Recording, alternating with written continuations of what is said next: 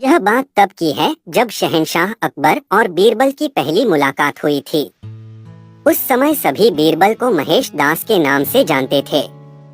एक दिन शहंशाह अकबर बाजार में महेश दास की होशियार से खुश होकर उसे अपने दरबार में इनाम देने के लिए बुलाते हैं और निशानी के तौर पर अपनी अंगूठी देते हैं।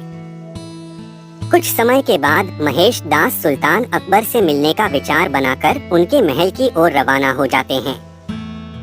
वहां पहुंचकर महेश दास देखते हैं कि महल के बाहर बहुत लंबी लाइन लगी हुई है और दरबान हर व्यक्ति से कुछ न कुछ लेकर ही उन्हें अंदर जाने दे रहा है। जब महेश दास का नंबर आया तो उसने कहा कि महाराज ने मुझे इनाम देने के लिए बुलाया है और उसने सुल्तान की अंगूठी दिखाई। दरबान के मन में लालच आ गया और उसने कहा कि मैं तुम्हें एक ही शर्त पर अंदर जाने दूंगा, अगर तुम मुझे इनाम में से आधा हिस्सा दो तो।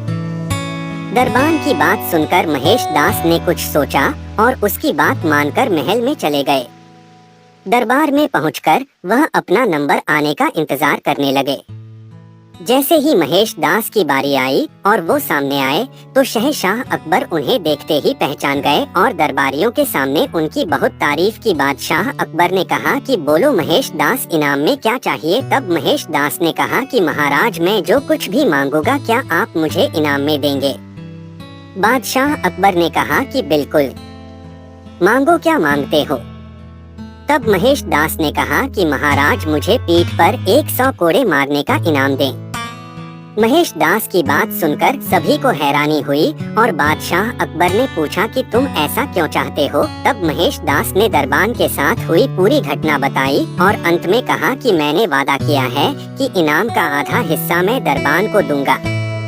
तब अकबर ने गुस्से में आकर दरबान को 100 कोड़े लगवाए और महेश दास की होशियारी देखकर अपने दरबार में मुख्य सलाहकार के रूप में रख लिया।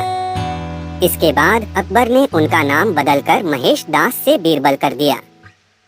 तब से लेकर आज तक अकबर और बीरबल के कई किस्से मशहूर हुए। हमें अपना काम ईमानदारी से और बिना किसी लालच के करना चाहिए। अगर आप कुछ पाने की उम्मीद से कोई काम करते हो तो हमेशा बुरे परिणाम का सामना करना पड़ता है। जैसे इस कहानी में लालची दरबान